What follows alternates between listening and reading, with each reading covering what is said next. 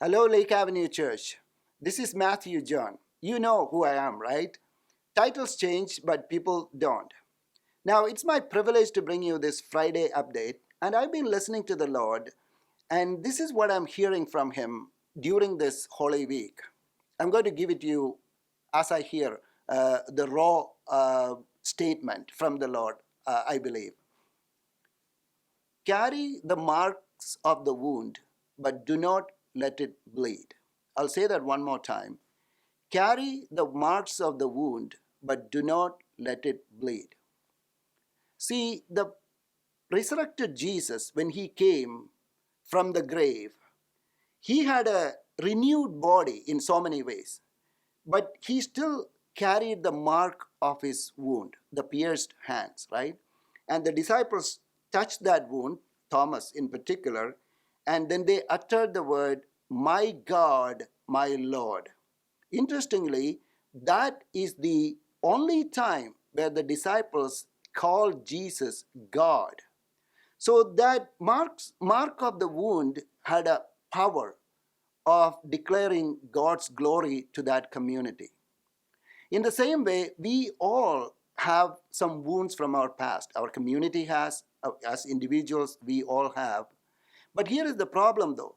If we continue to poke at that wound, then it will start bleeding. But the power of the mark of the resurrected Christ was that it was not bleeding, right?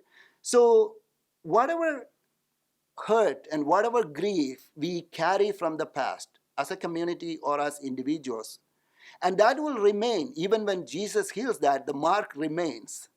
But we should not let it bleed. We should rather use that as an opportunity to show the glory of God to the world. In other words, we learn from our past, but we should not let the past imprison us, or we should not become the prisoners of the past. Otherwise, we will spiral into depression and into oblivion. So that's the message of the resurrection. Carry the marks of the wound, but do not let it bleed. Now, this is my privilege to welcome you to the Holy Week in our church. April 10th is Palm Sunday.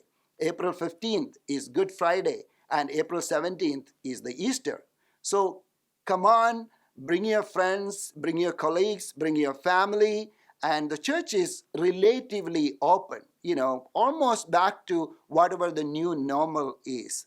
And if you cannot make it for any reason, of course, you can still stream through YouTube and Facebook and all that. You're tech savvy by now. You know how to find us, where to find us. So all that options are still available. But make sure that we celebrate the Easter and declare resurrection on your personal life and also as a community in Lake Avenue Church. This is the time of resurrection.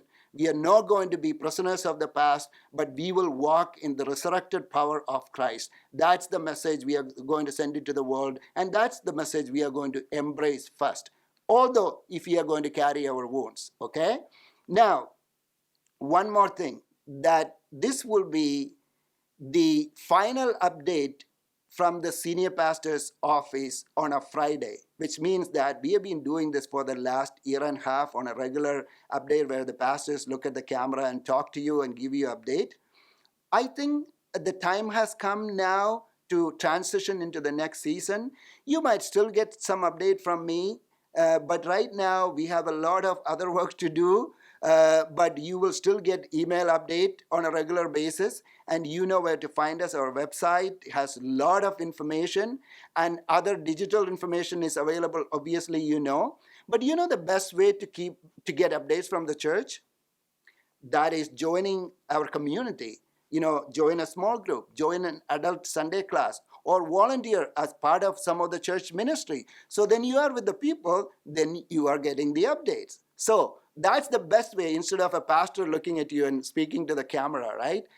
Or even going to the website. Again, all these options are available. So you may not get a regular Friday updates from the senior pastor's office, but get plugged into the community. Let's walk in the power of resurrection. Again, one more time, carry the marks of the wound, but do not let it bleed.